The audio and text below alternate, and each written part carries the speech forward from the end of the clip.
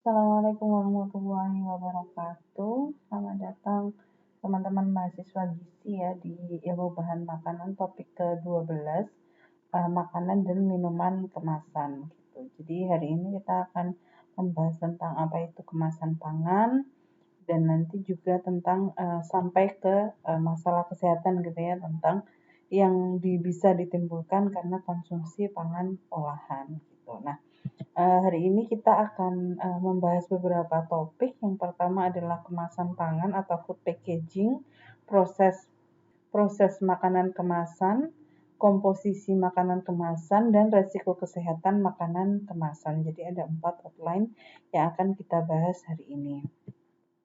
Yang pertama adalah tentang kemasan pangan atau food packaging gitu ya. Kemasan pangan adalah bahan yang digunakan untuk mewadahi dan atau membungkus pangan, baik yang bersentuhan langsung dengan makanan ataupun tidak. Jadi food packaging itu meskipun dia tidak bersentuhan tetap masuk golongan kemasan pangan gitu ya. Jadi ada yang dia bersentuhan langsung, misalnya seperti kita lihat, misalnya kita beli snack gitu ya, snack jagung misalnya. Nah, itu dalam kemasannya dia langsung bersinggungan dengan makanan. Tapi ada juga yang apa namanya di dalamnya itu ada bungkusnya lagi. Misalnya produk-produk coklat gitu ya. Biasanya di bawahnya ada aluminium foilnya, terus di luarnya baru ada bungkus luar gitu. Nah, itu dua-duanya masuk dalam kemasan pangan gitu ya. Lalu kemasan ini dipakai untuk melindungi makanan dari yang pertama kontaminasi. Kita tahu bahwa kontaminasi itu merupakan faktor yang sangat berpengaruh terhadap ketahanan pangan dan kualitas pangan gitu ya. Jadi pangan itu kalau banyak kontaminasinya akhirnya lebih cepat rusak. Lalu ada pengaruh lain, misalnya odor, suhu odor itu baunya menjadi tidak normal gitu ya. Jadi misalnya kayak ada ketengian, ada yang lain-lain seperti itu.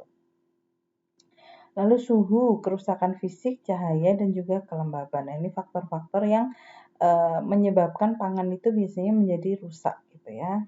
Nah, kemasan pangan ini merupakan faktor kunci untuk yang pertama menjaga kualitas dan keamanan makanan. Ini jelas ya. Jadi memang pangan itu dikemas supaya dia kualitasnya dan keamanannya terjaga gitu. Lalu yang kedua memperpanjang masa simpan. Jadi misalnya kalau kita taruh di luar dalam kondisi terbuka itu cuma tahan 1 atau 2 hari, ketika kita kemas dengan teknologi tertentu misalnya, itu bisa bertahan lebih lama. Nah, yang ketiga adalah meminimalisir kerusakan dan pangan terbuang. Jadi, dengan dia kualitasnya terjaga, lebih bisa lama disimpan sehingga risiko kerusakannya lebih rendah dan risiko pangan terbuangnya juga lebih rendah. Nah, ini adalah kerusakan dalam perjalanan makanan. Jadi, kita tahu bahwa makanan itu untuk bisa sampai ke tangan konsumen itu perjalanannya panjang gitu ya. Jadi ada dari produksi, transportasi, pengolahan, penyimpanan, dan pemasaran gitu. Nah, dalam proses itu, dalam proses perjalanan pangan itu jelas bahwa akan ada sumber-sumber kerusakan pangan, antara lain oksidasi, misalnya minyak yang kalau kemasannya tidak bagus akhirnya dia menjadi tengik gitu ya. Lalu bisa juga dengan kontaminasi, misalnya saat dia disimpan itu tidak dikemas dengan baik, dia terbuka, misalnya ada yang bocor, akhirnya terjadi kerusakan gitu. Lalu juga ada metabolisme. Jadi metabolisme itu dari bahannya sendiri gitu ya. Misalnya enzimatik, dia misalnya browning, misalnya pisang itu mengalami browning atau banyak ya yang berasal dari makanan itu sendiri. Misalnya daging warnanya juga jadi berubah gitu, jadi tidak segar misalnya. Nah, dengan kerusakan-kerusakan yang muncul di perjalanan pangan itu tadi menyebabkan minat beli konsumen itu menurun gitu. Berpengaruh terhadap minat beli konsumen dan kesehatan konsumen. Jadi kalau begitu sudah dipasarkan dalam bentuk yang tidak baik, misalnya tomatnya kok udah nggak seger kayak gitu, justru itu akan menyebabkan konsumen juga males gitu ya mau beli gitu. Selain itu, toh pun secara fisik itu tidak terlihat, bisa jadi itu berbahaya terhadap kesehatan konsumen. Jadi misalnya kayaknya masih bagus, ternyata begitu dimakan ada kontaminasi bakteri gitu, sehingga setelah makan terus konsumennya ada gejala misalnya seperti diare gitu. Jadi perjalanan pangan ini sangat penting untuk dijaga sehingga tidak ada bukan tidak ada ya, mengurangi kerusakan semaksimal mungkin gitu. Jadi sesedikit mungkin bahan pangan yang rusak sehingga makanan itu bisa sampai di tangan konsumen dengan kondisi kualitas yang baik dan aman gitu. Oke, nah ini kita mengingat kembali. Jadi mengapa kerusakan bahan pangan itu perlu dicegah? Mungkin ini kita sudah belajar ini berkali-kali gitu ya. Kita review aja, mengingat kembali bahwa dengan adanya kerusakan pangan itu akan ada penurunan nilai gizi. Misalnya oksidasi itu merusak asam lemak dalam bahan makanan gitu ya. Jadi seharusnya misalnya dia bahannya itu tinggi lemak, tidak jenuh, akhirnya malah jadi tengik gitu ya. Kalau dia rusak, malah akhirnya tidak baik untuk kesehatan gitu. Atau ada banyak nilai-nilai gizi yang terdegradasi karena kerusakan gitu ya. Lalu yang kedua, adanya penurunan kalori bahan makanan karena ada banyak zat gizi yang akhirnya rusak sehingga kandungan kalori dalam bahan makanan itu juga menjadi turun gitu. Lalu yang ketiga, menimbulkan organoleptik yang tidak diinginkan. Contoh ketengian pada minyak, jadi baunya jadi tengik gitu ya. Atau misalnya ini contohnya roti di samping gitu. Kalau misalnya orang lihat rotinya bentuknya seperti ini, kira-kira orang masih minat makan nggak? Tentu saja tidak ya. Jadi banyak kerusakan itu memunculkan kerusakan organoleptik gitu. Penyimpangan organoleptik. Jadi seharusnya dilihat itu utuh, bersih seperti itu menjadi rusak sehingga orang jadi malas gitu ya mau beli gitu. Misalnya kayak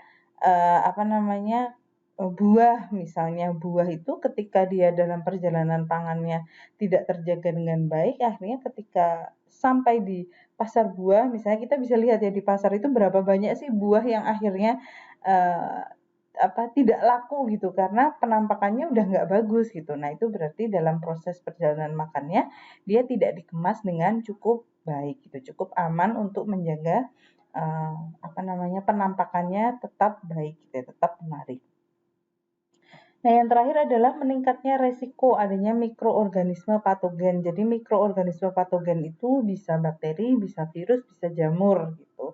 Yang mana dia adalah jenis mikroorganisme yang jahat yang menimbulkan penyakit pada tubuh. Dia bisa menimbulkan keracunan, zat racun dari jamur, bakteri, atau juga infeksi. Jadi kalau zat racun itu jamurnya atau bakterinya itu di saat di makanan itu sudah menghasilkan racun lalu kita makan sehingga kita keracunan atau bisa infeksi. Jadi bakteri itu masuk ke tubuh kita atau virus itu masuk ke tubuh kita lalu berkembang biak di tubuh sehingga menimbulkan penyakit gitu ya. Nah, ini adalah perkembangan teknologi pangan dalam mencegah kerusakan pangan. Jadi, dalam perkembangannya itu ada beberapa jenis perkembangan, meskipun tidak terbatas hanya pada 3 ini, tapi ini beberapa yang besar gitu ya, maksudnya beberapa yang utama gitu. Yang pertama, perkembangan teknik dan bahan kemasan. Jadi, perkembangan teknik kemasan dan bahannya itu juga penting gitu ya dalam mencegah kerusakan pangan. Jadi misalnya kalau zaman dulu itu mengemas makanan itu ya bisanya pakai plastik dibundel gitu. Nah sekarang mungkin pengemasan pangan itu sudah jauh lebih maju gitu. Misalnya dengan di ziplock misalnya. Nah sekarang sudah banyak ya kemasan yang ziplock gitu. Nah itu juga termasuk teknologi pengemasan. Kita ingat dulu kalau kita beli misalnya jajanan itu kalau beli itu di plastik, lalu plastiknya digulung lalu di staples gitu ya. Nah, itu yang zaman dulu. Nah, sekarang itu sudah ada kemasan yang ziplock gitu. Jadi begitu dimasukkan tinggal ditutup gitu ya, nggak perlu di staples. Lalu perkembangan bahan pencegah kerusakan, misalnya antioksidan, misalnya bahan tambahan pangan, bisa berbagai jenis, kita kemarin sudah belajar. Lalu bisa juga dengan pengawet pengawet alami atau pengawetan alami gitu ya, sehingga kerusakan itu bisa diminimalisir.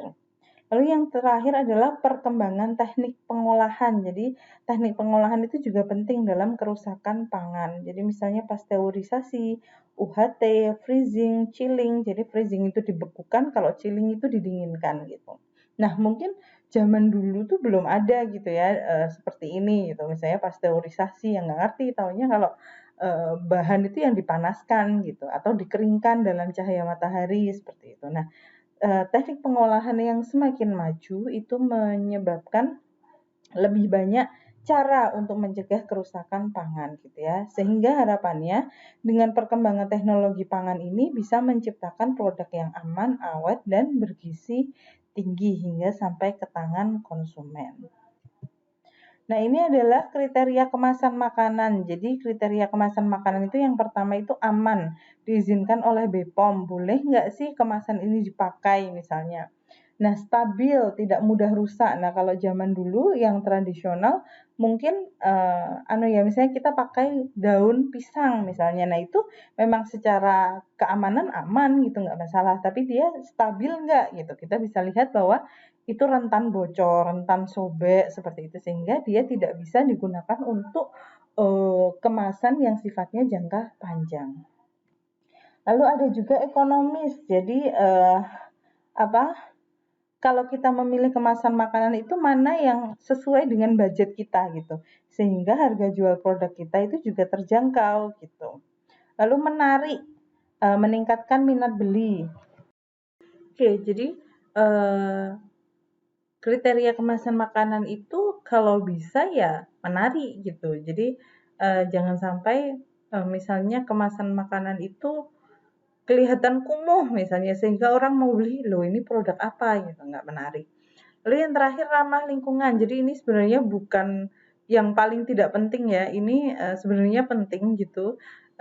Tapi memang untuk memenuhi uh, kriteria yang ramah lingkungan ini belum semuanya bisa gitu karena biasanya produk-produk yang ramah lingkungan itu memang harganya lebih tinggi daripada yang lain gitu ya. Jadi biasanya bertentangan dengan prinsip yang ekonomis tadi. Nah, tapi ini sangat penting karena dengan perkembangan teknik kemasan itu sampah yang diproduksi itu memang semakin banyak karena kita tahu bahwa yang paling banyak digunakan di sekitar kita itu plastik gitu ya dan kita tahu bahwa plastik itu memang susah untuk terdegradasi. Nah, selanjutnya bagaimana kemasan makanan di sekitar kita. Nah, ini bisa kita lihat. Jadi yang pertama styrofoam gitu ya. Jadi dia itu ekonomis namun tidak aman. Ini sudah banyak dibahas dan sebenarnya tidak direkomendasikan gitu ya karena dia kalau terkena panas langsung akan melepaskan zat-zat tertentu yang tidak baik untuk kesehatan gitu. Tapi karena ini sangat murah dan kemasannya terlihat bagus itu masih banyak yang berminat dan efek buruknya salah satunya tentang lingkungan gitu ya. Jadi memang styrofoam itu tidak terurai gitu, benar-benar tidak terurai. Bisanya kalau mau diolah itu ya harus di pemanasan suhu tinggi yang bisanya misalnya kayak di pabrik semen gitu sehingga treatmentnya itu nggak bisa treatment biasa, harus treatment dengan harga yang tinggi gitu. Jadi dia dibelinya murah tapi untuk mengelola sampah yang dia hasilkan itu butuh tenaga dan biaya yang tinggi. Lalu ini yang kedua dengan kertas gitu ya. Nah, kertas ini memang ramah lingkungan gitu. Jadi dia memang tidak menimbulkan sampah karena dia bisa terdegradasi, tapi dia biasanya lebih mahal gitu dan dia tidak stabil benar-benar penyimpanannya itu harus dalam kondisi yang kering gitu ya, nggak bisa dalam kondisi yang lembab. Lalu ini plastik seperti yang saya bahas tadi, ini adalah yang paling banyak digunakan. Dia stabil, aman, ekonomis, tapi tidak eco-friendly, dia tidak ramah lingkungan. Jadi memang ketika kita menentukan kemasan pangan itu benar-benar mempertimbangkan banyak hal gitu ya. Jadi kalau kita lebih mengangkat misalnya nilai-nilai ramah lingkungan ya otomatis akan lebih mahal gitu kemasannya. Lalu nah ini caranya menentukan kemasan makanan kalau kita bekerja nanti di misalnya industri gitu ya. Nah ini kita harus tahu bagaimana cara kita menentukan kemasan apa yang tepat untuk makanan gitu ya. Nah, yang pertama itu komposisi kimia dalam pangan. Jadi, apakah produk yang dikemas termasuk yang mudah rusak? Contohnya minyak mengandung asam lemak yang mudah teroksidasi sehingga kemasan makanannya itu jelas tidak akan mengarah ke yang bahannya kertas misalnya. Dia akan mengarah ke bahan yang tidak menyerap minyak, misalnya plastik gitu ya. Lalu metode pengawetan makanan yang diterapkan, misalnya jika pengawetan makanan dengan pengeringan, maka kemasan harus yang tidak menyerap air dan lembab. Jadi kalau makanan itu diawetkan dengan misalnya dijemur atau dikeringkan misalnya dengan bijinya disangrai gitu sehingga dia kering, kadar airnya menurun, ya jangan pakai bahan yang menyerap air dan mudah menjadi lembab gitu. Misalnya beras gitu ya, jadi jarang banget beras itu kemasannya adalah kemasan kertas, biasanya kemasannya adalah plastik itu karena dia lebih tahan, lebih stabil gitu ya, tidak menyerap air dan tidak mudah lembab gitu. Lalu jika pengawetan makanan dengan pendinginan, maka kemasan harus kedap air dan tidak mudah robek. Ini memang plastik itu menjadi alternatif itu ya, dia memenuhi semua ketentuan-ketentuan ini itu. Tapi dia memang tidak ramah lingkungan. Nah, berapa lama masa simpan yang diharapkan? Makanan yang diharapkan tahan lama hingga tahunan itu biasanya pakai kaleng. Kaleng itu memang masih menjadi menjadi alternatif utama ketika butuh penyimpanan dalam jangka waktu lama. Makanya itu makanan-makanan darurat misalnya yang siap saji misalnya seperti apa ya. Dulu ada produk nasi goreng yang dalam kaleng gitu yang tinggal dipanaskan terus sudah matang gitu. Nah, itu bisa bertahan beberapa tahun gitu. Lalu makanan yang bertahannya cuma 1-2 hari itu bisa pakai plastik biasa gitu ya, nggak perlu rapet-rapet, nggak perlu pakai pengaturan tekanan atmosfer dan lain-lain gitu. Lalu jenis kemasan makanan ini ada yang rigid container, jadi saya mencoba membaca, tapi pembagian jenisnya ini memang bervariasi gitu, tapi bisa kita lihat polanya adalah bahwa dia dari pertama dia dari ukurannya gitu, jadi bukan ukuran jadi kayak kalau rigid container itu digunakan untuk pengiriman jarak jauh gitu, misalnya kotak kayu, tong, kontainer plastik yang besar-besar itu gitu. Kalau kalian pernah lihat Alfamart atau Indomaret tuh lagi bongkaran dari truk, nah itu ada kontainer-kontainer seperti itu. Nah, itu masuk dalam rigid container. Nah, ada juga yang lapisan fleksibel, jadi dia dibungkus tapi dia fleksibel, misalnya kayak pouch plastik atau bungkus-bungkus yang dia fleksibel, misalnya kecil-kecil, permen atau gula sasetan seperti itu. Itu masuk dalam lapisan fleksibel. Lalu komponen film tunggal, misalnya polyethylene tereptalat atau PET. Nah, ini biasa untuk bungkus air mineral, aluminium foil untuk bungkus coklat, polipropilen PP, lalu juga selulosa gitu. Lalu ada juga komponen film berlapis. Jadi komponen film berlapis itu biasanya kombinasi antara film tunggal untuk mendapatkan perlindungan ekstra. Misalnya dia plastik dilapisi apa kayak gitu. Sesuai kebutuhan gitu. Tapi untuk jenisnya bungkusnya apa memang kita tidak perlu belajar detail banget ya gitu. Karena biasanya lebih ke orang pangan gitu yang nanti yang menentukan gitu, orang tekpang. Nah, ini makanan dan minuman kemasan. Jadi makanan atau minuman kemasan itu apa? Nah, ini saya mencoba mencari definisinya juga tidak ada definisi bakunya. Biasanya lebih membahas tentang kemasan makanan daripada apa itu minuman kemasan.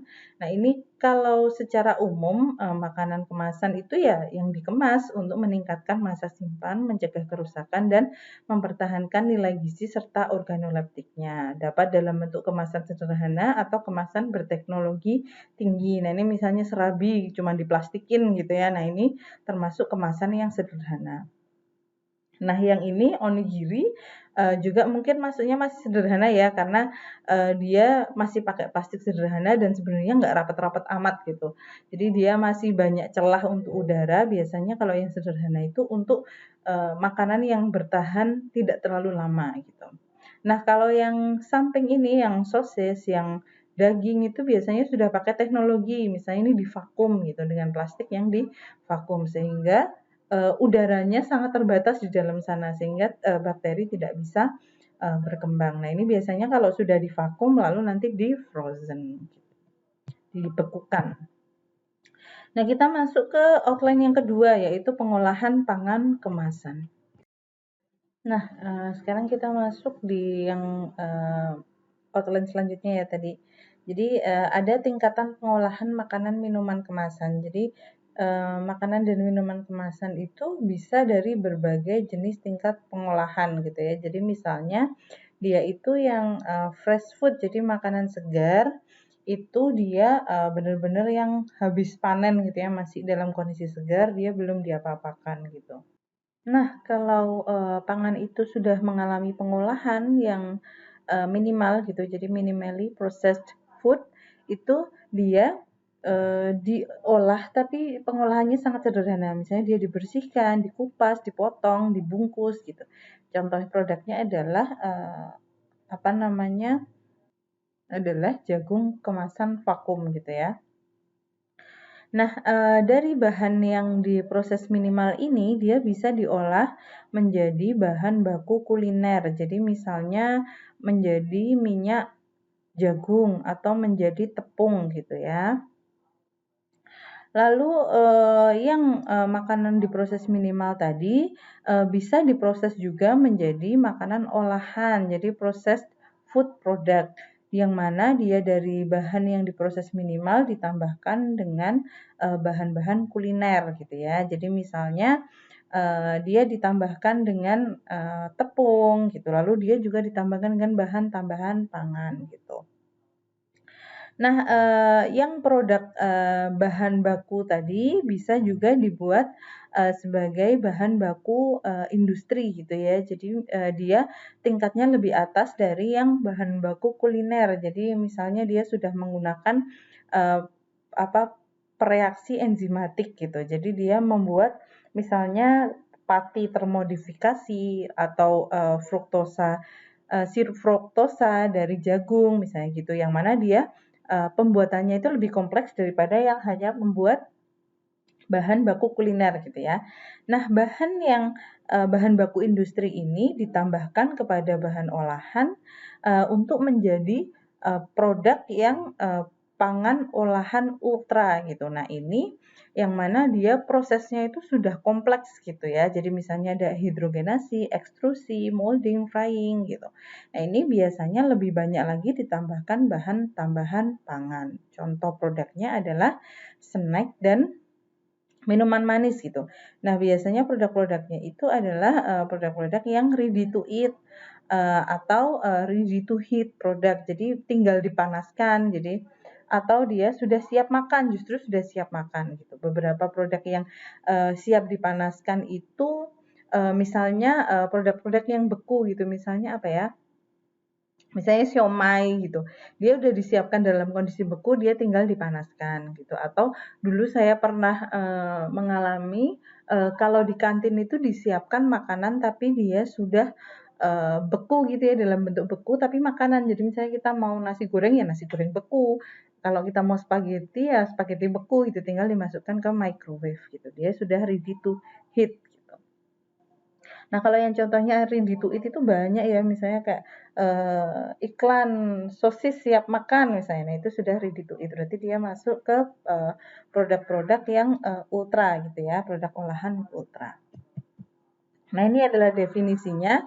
Yang pertama unprocessed food, jadi makanan segar yang secara langsung didapatkan dari tanaman atau hewan. Dia tidak ada proses industrial, misalnya buah dan sayur segar, daging, telur, serealia, dan kacang-kacangan. Jadi yang memang dari bahan mentahnya gitu ya. Lalu ada pangan diproses minimal, minimally processed food. Jadi perubahan fisik dari unprocessed food. Jadi dia itu perubahannya fisik gitu ya, misalnya dikupas, memotong, mengeringkan, pasteurisasi, pendinginan, pembekuan. Jadi tidak ditambahkan apa-apa gitu ya, hanya bahannya itu dikasih perlakuan gitu. Contohnya adalah buah, sayur dingin dan beku, daging, susu pasteurisasi. Susu pasteurisasi di sini itu yang tidak ditambahkan gula ya. Jadi misalnya kayak merek-merek tertentu itu ada susu pasteurisasi yang rasanya plain. Nah, itu nggak ada tambahan gula berarti masuk di sini. Lalu jus tanpa tambahan gula. Lalu yang selanjutnya kelompok pangan ketiga bahan kuliner olahan, jadi bahan baku kuliner gitu. Ini adalah diekstrak dari kedua kelompok di atas untuk mempersiapkan masakan. Misalnya dia melalui proses press, penggilingan, atau refining. Jadi misalnya garam, gula, tepung, minyak, sayur, serat pangan, dan butter. Jadi dia digunakan untuk memproduksi bahan baku kuliner gitu ya. Lalu yang selanjutnya itu ada kelompok pangan bahan industri olahan. Jadi bahan hasil ekstraksi bahan mentah atau bahan olahan sederhana yang digunakan untuk formulasi pangan olahan ultra proses. Jadi dia diproses sehingga menghasilkan produk-produk yang digunakan untuk industri gitu. Nah, contohnya pemrosesannya adalah hidrogenasi, hidrolisis, penggunaan enzim dan bahan tambahan pangan. Jadi di sini sudah ada bahan tambahan pangan gitu ya.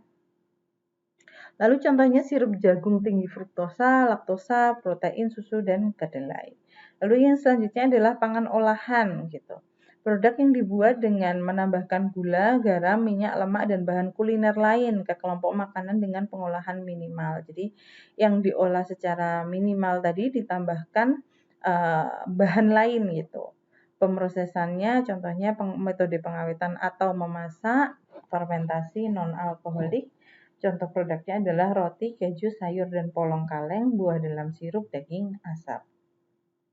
Lalu yang terakhir adalah makanan olahan ultra proses gitu ya. Jadi formulasi industri diproduksi utama dari bahan baku industri olahan. Misalnya penggorengan, deep frying. Deep frying itu menggoreng dalam minyak panas yang sangat banyak gitu. Misalnya kayak ayam-ayam goreng crispy sekarang banyak ya. Lalu ekstrusi, molding, penambahan BTP secara ekstensif seperti pengawet, pewarna, pemanis, dan emulsifier. Jadi kalau yang ultra proses itu memang tambahan-tambahan pangannya itu sudah cukup banyak gitu ya. Contohnya adalah produk-produk ready to heat, ready to eat, ready to drink, minuman berkarbonasi, snack manis dan berbumbu tajam, sereal sarapan, yogurt buah, sosis, formula bayi, dan makanan bayi. Jadi makanan bayi dan formula bayi itu masuk di makanan ultra proses gitu ya. Sosis, nugget, dan lain-lain itu juga makanan ultra proses. Nanti makanan ultra proses ini akan kita bahas lebih lanjut di slide selanjutnya. Nah, yang ketiga adalah komposisi makanan kemasan. Jadi, komposisi makanan kemasan bergantung pada kelompok pangannya.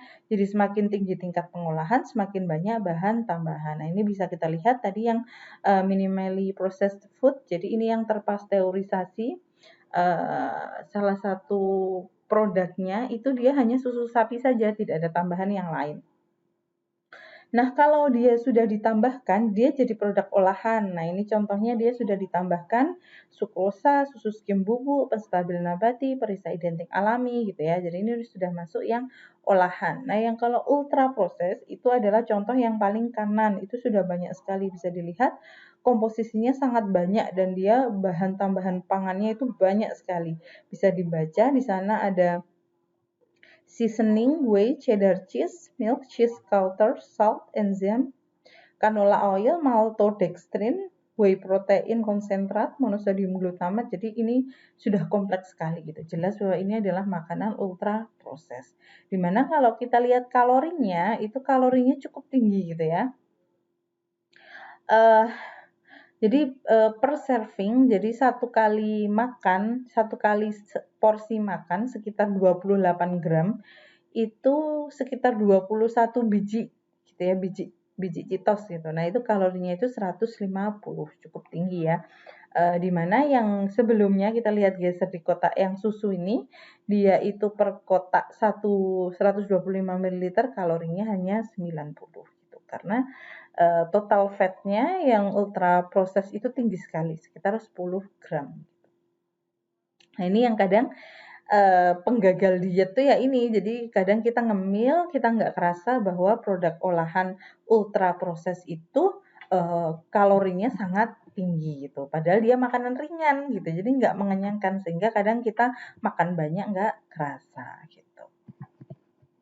Nah, selanjutnya adalah label pangan olahan. Jadi label pangan olahan yang selanjutnya disebut label adalah setiap keterangan mengenai pangan olahan yang berbentuk gambar, tulisan, kombinasi keduanya, atau bentuk lain yang disertakan pada pangan olahan. Jadi dia bisa gambar, tulisan, atau keduanya. yang disertakan pada pangan olahan, baik itu dimasukkan ke dalam, ditempelkan, atau bagian dari kemasan pangan atau di-print gitu ya. Nah, label ini wajib dicantumkan pada pangan olahan yang diproduksi atau pangan yang diimpor untuk diperdagangkan di dalam negeri dalam kemasan eceran dan pangan yang diolah lebih lanjut. Jadi pangan yang diolah lebih lanjut itu contohnya yang tadi, yang misalnya tepung atau apa yang dia digunakan untuk proses pangan gitu ya, proses pemasakan gitu ya, dia ditambahkan. Lalu juga label itu wajib pada bahan tambahan pangan dan bahan penolong. Jadi bahan penolong itu digunakan dalam produksi namun tidak masuk dalam produk akhir, misal katalisator atau enzim. Nah, ini informasi pada label pangan olahan itu keterangan yang sekurang-kurangnya ada pada label itu ada 12 gitu. Yang ke-12 itu adalah keterangan lain yang diwajibkan oleh undang-undang. Jadi bisa saja lebih dari 12 gitu ya. Nah, ini sudah ada keterangannya bisa dibaca, jadi nama produk, daftar bahan, berat bersih, nama dan alamat pihak yang memproduksi atau mengimpor. Jadi alamat yang memproduksi itu alamat perusahaannya gitu ya. Lalu halal bagi yang dipersyaratkan, lalu tanggal dan kode produksi, keterangan kadaluarsa, nomor izin edar, asal-usul bahan pangan tertentu, informasi nilai gizi, barcode, dan keterangan lain.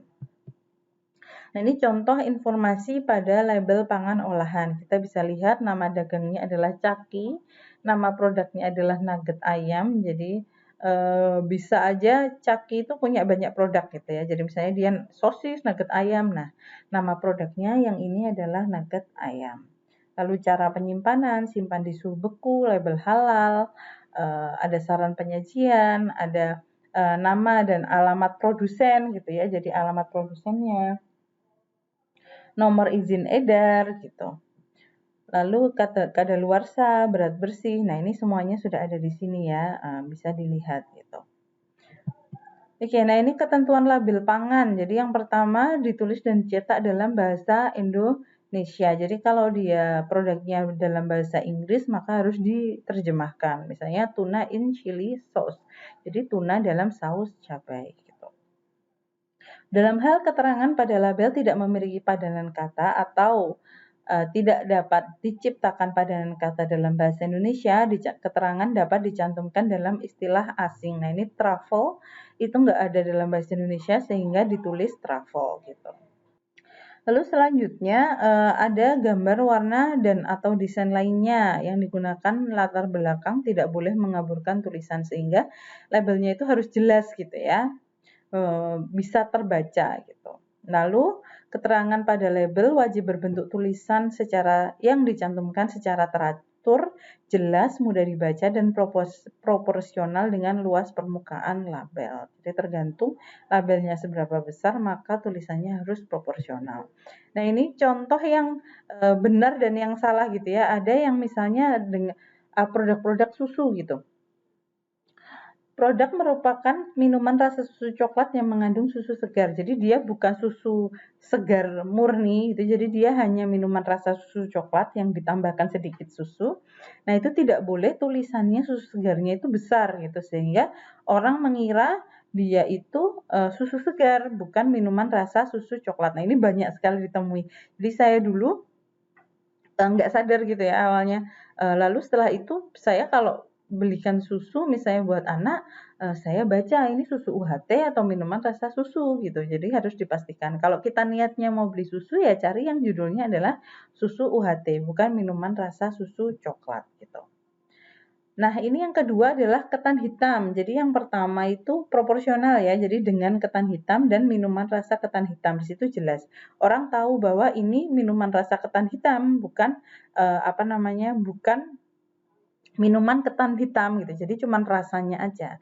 Nah, dengan ketan hitamnya itu juga tidak boleh terlalu besar gitu sehingga mengalahkan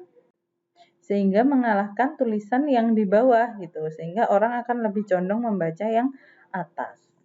Nah, ini label pangan itu juga harus ada ketentuan penulisan fontnya berapa ukurannya gitu sehingga bisa dibaca dan jelas gitu ya. Ini mungkin bisa untuk wawasan aja. Lalu ada juga peringatan gitu. Misalnya ada dia penggunaan pemanis buatan gitu. Kemarin kita sudah sedikit membahas ya, misalnya ada sirup yang menggunakan pemanis buatan. Lalu menggunakan fasilitas bersama yang bersumber babi gitu misalnya. Jadi dia tidak halal misalnya. Lalu alergen ini juga banyak sudah ditulis gitu, misalnya mengandung di Oreo itu kalau saya nggak salah mengandung alergen kacang gitu ya kayaknya. Jadi dia ada proses pembuatannya itu menggunakan kacang gitu atau bersinggungan dengan kacang.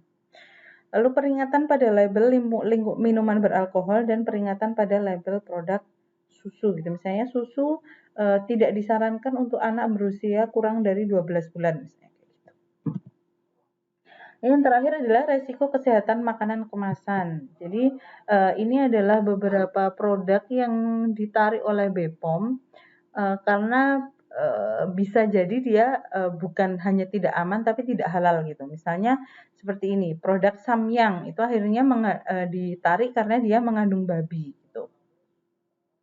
Jadi oleh produsennya itu tidak ditarik, importirnya itu tidak segera ditarik.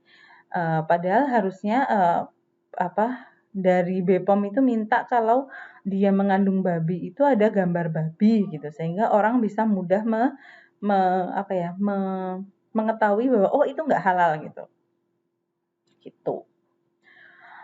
Lalu ada juga yang ini yang di info tentang waspadai snack ternama kemasan ulang tanpa izin edar. Nah, ini juga banyak gitu ya. Jadi repack istilahnya. Jadi dia belinya tuh misalnya oh ini Citato misalnya kayak gitu. Walaupun kadang itu nggak beneran Citato gitu.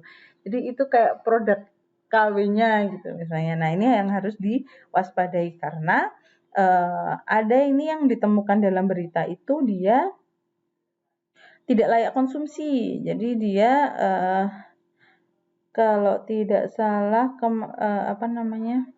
rasanya tengik. Nah, ini saya baca di sini jadi rasanya tengik, bungkusnya nggak rapet kayak gitu. Nah, ini cuman yang penampakan luar gitu ya. Bagaimana dengan bahan tambahan pangan yang di situ gitu. Nah, ini sangat perlu diwaspadai gitu. Sehingga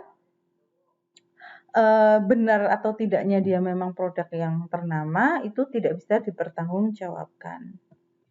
Nah, ini resiko kesehatan produk olahan kemasan gitu ya. Jadi ada beberapa resiko kesehatan terkait produk olahan kemasan terutama yang ultra proses gitu. Yang pertama, konsumsi BTP di luar batas aman. Jadi, kalau kita mengkonsumsi satu produk bisa jadi itu aman karena sudah ada ketentuannya dari BPOM gitu.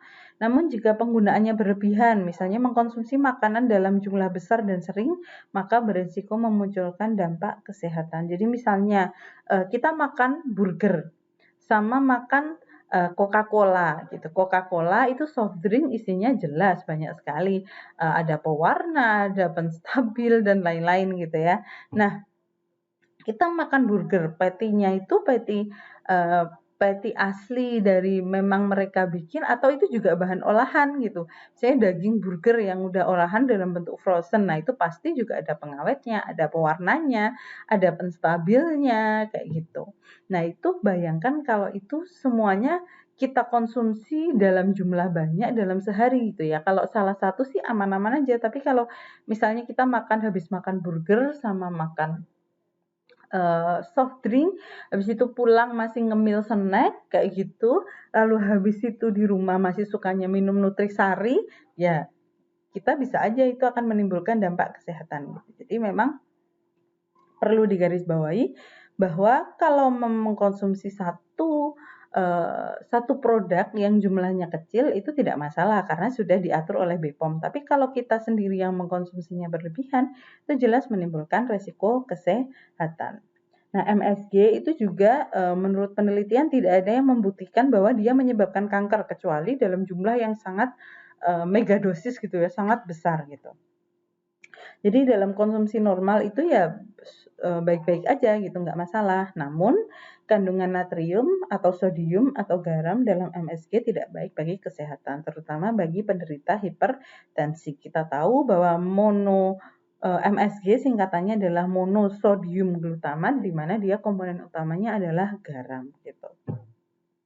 Lalu konsumsi pangan ultraproses terbukti memicu berbagai masalah kesehatan, misalnya obesitas tadi karena dia lemaknya tinggi, kalorinya tinggi, lalu penyakit kardiovaskular itu juga bisa menjadi salah satu penyebabnya karena itu tadi dia obesitas, banyak makan kalori tinggi, dia juga banyak BTP-nya, bisa juga gangguan cerebrovaskular atau saraf dan pembuluh darah, lalu asma, hipertensi, sindrom metabolik, kanker payudara postmenopause. Jadi memang ternyata yang ultra proses itu tidak baik gitu ya bagi kesehatan, sehingga memang kita dalam memilih makanan itu benar-benar harus hati-hati gitu ya. Kalau bisa seminimal mungkin pengolahannya gitu, sesegar mungkin bahannya. Maka selalu kalau ditanya kalau makanan kemasan sudah ada nilai gizinya yang pasti dengan bahan segar yang bisa jadi itu gizinya tidak pasti, mana yang lebih baik? Kalau dalam ilmu gizi itu semakin segar itu semakin baik gitu karena dia pengolahannya semakin minimal. Nah, kalau masalah nilai gizinya bisa dicukupi dari mana?